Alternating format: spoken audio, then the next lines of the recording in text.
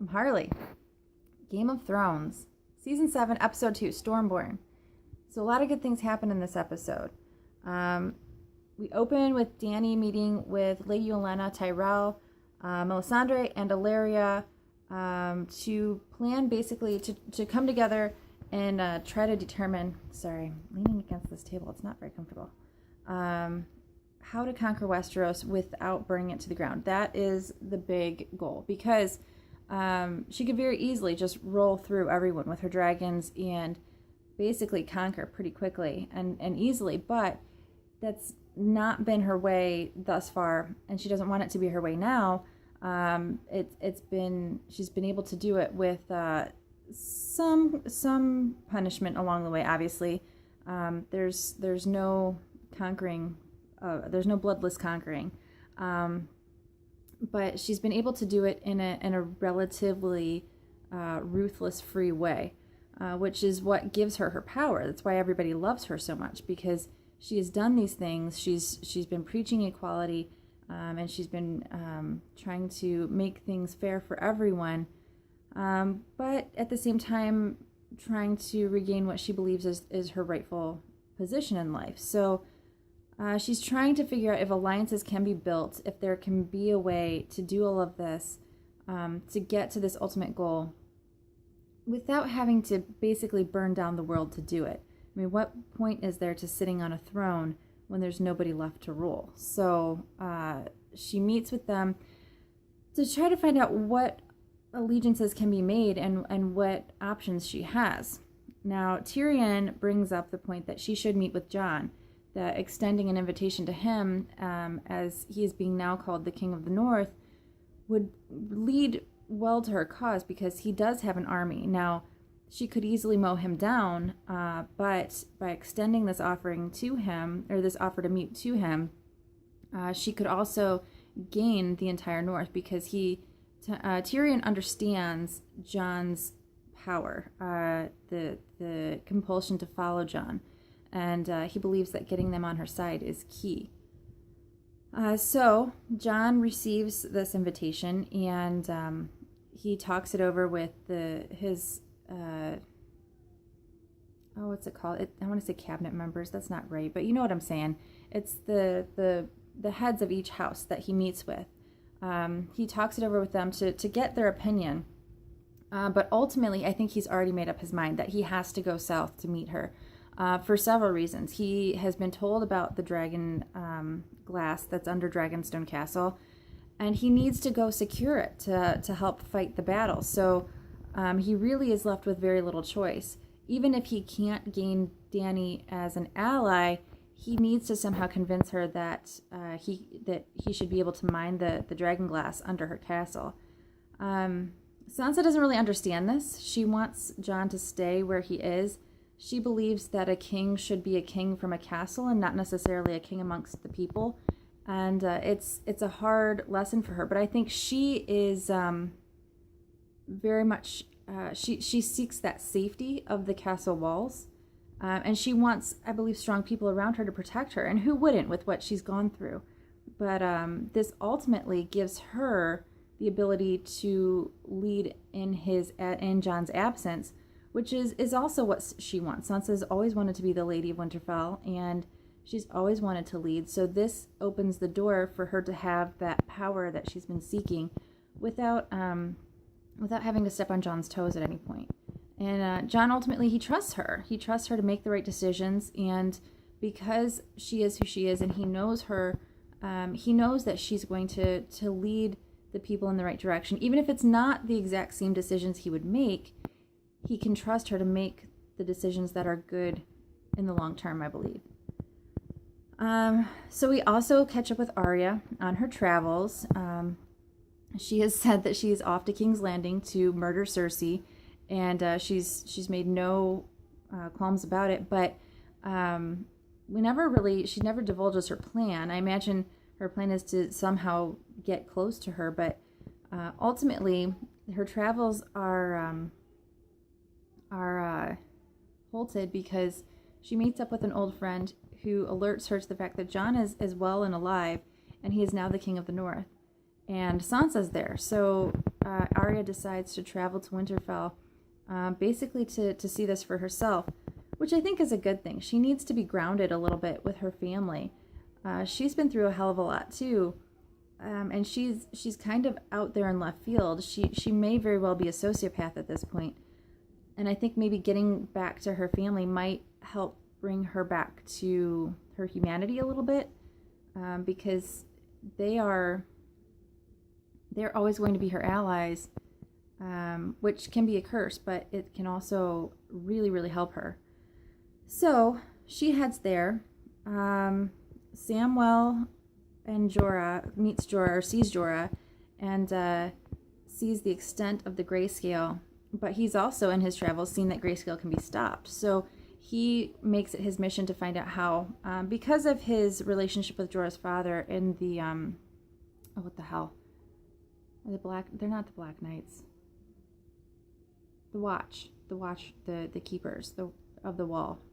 So he's trying to honor the memory of his friend by helping his son.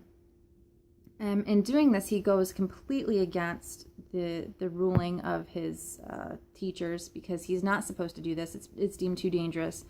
But he can't agree. And anyone who has been watching the show knows that Samuel makes up his mind and he does it. He might do it in a very passive-aggressive way, but he's going to get his point across, and he's going to ultimately do what he thinks is best. So seeing this and seeing him rise to the occasion and be more of himself, it was very rewarding for me personally. And then the episode ends with Euron attacking Yara's ships. Yara and Illyria are sailing to attack, and Euron intercedes and ultimately captures Yara and Illyria and takes them away.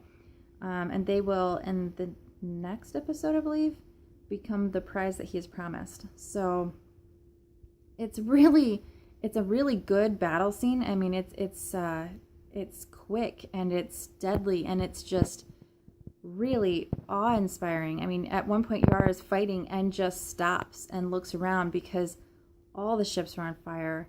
Everyone is fighting. There's just death as far as she can see, and she realizes that there's no way out of this, that there's no way she can win. And it doesn't stop her from fighting, but we see the moment where she realizes that she's going to die. And then also realizes that maybe she's not going to die, and that being dead isn't the worst thing that can happen, because now she's a prisoner of war. Theon, unfortunately, Zelda. My dog is sleeping and dreaming, apparently, very loudly. So, Theon, unfortunately, drops the ball. Pun intended. He probably could have at least tried. I mean, he might not have been successful in saving Yara, but he could have at least tried.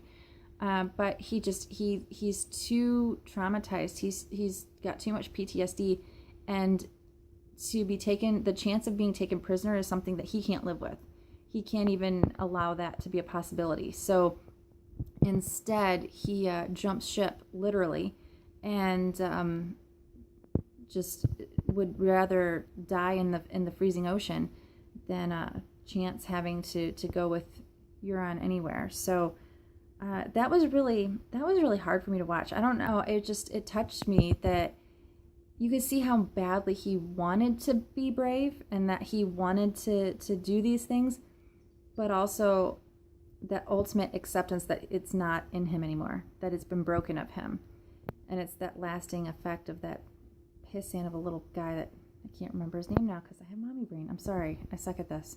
The highlight for me of this episode, though, and I did not mention it until this point on purpose, was seeing Grey Worm and Missandei finally getting together. I mean, I know what they can do. It's limited, obviously, but seeing them finally address and accept and just acknowledge their feelings that they have for each other, that they've sort of been dancing around this whole time, because for whatever reasons, I think It was at first that Missandei was a slave, and really that choice wasn't hers.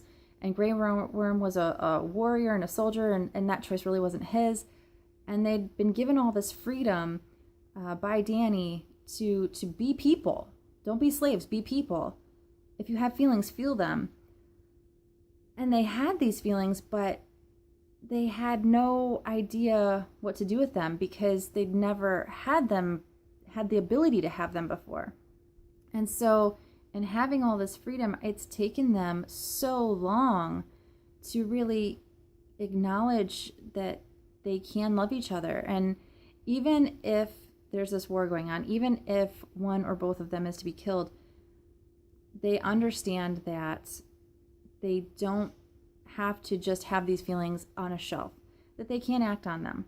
Now, knowing what we know about Grey Worm's training, we'll call it, as a soldier, I am really curious as to what exactly they accomplished, but both seemed happy, and really, that's all that you can ask for an encounter of that sort. So that was probably the best part of this episode for me, was finally seeing them, because, I've said it before, I love love, and I love to see love. So it was just really, really heartwarming to be able to watch that between them.